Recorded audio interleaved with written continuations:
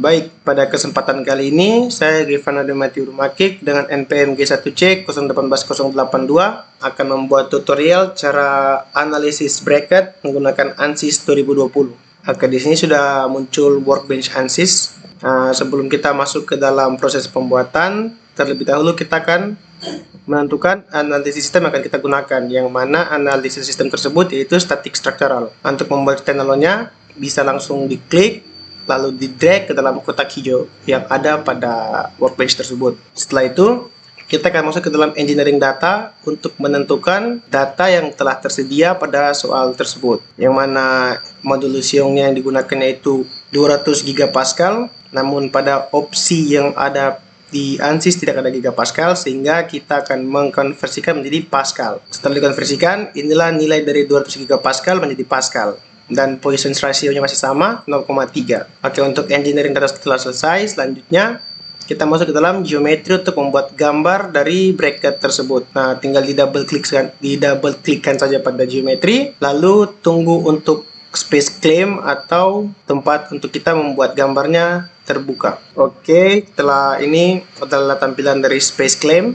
untuk mendesain. Sebelum kita memulai gambar akan kita gambar itu bracket, mula-mula kita akan mengubah unit atau ukuran, yang mana awalnya itu milimeter, kita akan ubah menjadi sentimeter karena pada soal ukuran digunakan yaitu sentimeter. Langsung saja klik OK.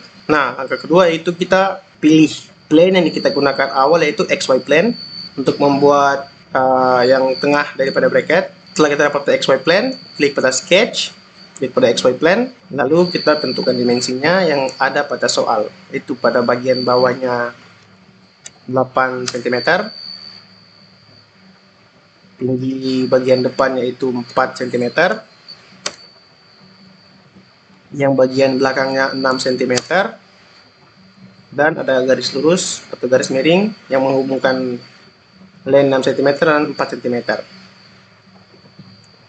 Setelah itu akan kita extrude. Kita tinggal klik pada pull, namun sebelum kita klik pada pull, kita ubah dulu pandangannya menjadi isometri dan kita pull. Tinggal klik pada pull, klik pada bidang yang akan kita tarik atau kita extrude. Nah, pada soal tersebut ketebalan dari extrude yang kita gunakan yaitu 1,6 cm. Enter. Oke. Bagian tengah pada bracket telah selesai. Selanjutnya akan kita gambar silinder yang ada pada bagian depan bracket. Kita pindah pada YZ plane, kita buat sketch baru menggunakan circle.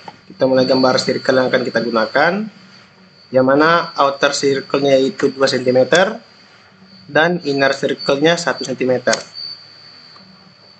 Nah, untuk jarak daripada titik tengah silinder ke ujung bagian daripada bagian tengah ini berjarak 8,5 cm, dan dari bagian tengah ke sudut paling kiri dari bagian tengah ini itu 0,8 cm.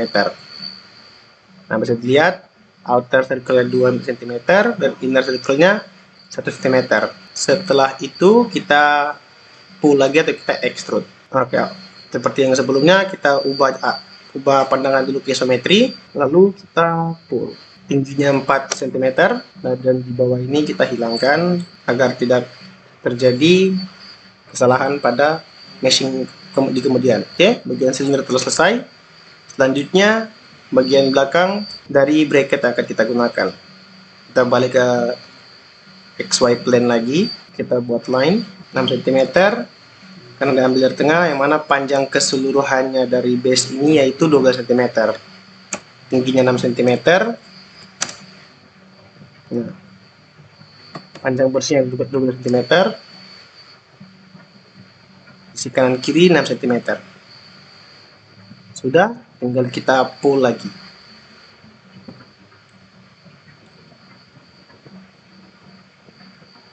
Klik pada sketch yang kita gambar. Nah, ketebalan dari base ini yaitu 3 cm. Itu jadi bracket yang akan kita gambar.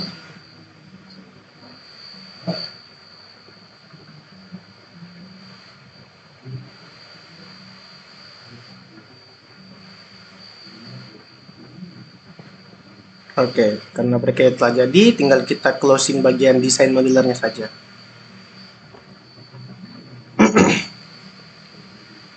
Setelah desain modelernya telah tertutup, kita pindah ke modeling untuk meshing dari bracket tersebut. Klik pada model, double klik, dan tunggu terbuka dari meshingnya. Nah, pada bagian ini kita telah masuk kepada bagian meshing. Oke, mula-mula kita ke mesh, klik kanan, insert, masukkan sizing. Nah, pada sizing, geometri yang kita pilih adalah all bodies atau kedua body tersebut. Apply. Dan untuk bagian elemen size-nya pada definition, kita masukkan 0,15. Udah, itu kita mesh, generate mesh. Setelah meshing selesai, pada bagian static structural, kita klik kanan, insert, fix support. Nah, untuk fix support yang kita gunakan yaitu pada bagian atas daripada silinder tersebut. Kita klik, apply. Setelah kita apply, kita kembali ke static structural, klik kanan, insert, kita masukkan pressure atau tekanan. Nah, untuk pressure tersebut kita letakkan pada bagian tengah daripada bracket tersebut. Kita klik, kita apply, dan setelah itu pada bagian pressure di definition, define by-nya kita masukkan normal to, dan magnitude atau pressure-nya yaitu sesuai pada soal 800 Newton per cm. Setelah kita masukkan nilai pressure, kita ke solution, klik kanan, insert, kita masukkan deformasi total. Setelah deformasi total, kita klik kanan lagi pada solution, kita insert lagi, yaitu equivalent dari stress. Yang kita gunakan adalah equivalent von Mises. Setelah itu, solution, solve.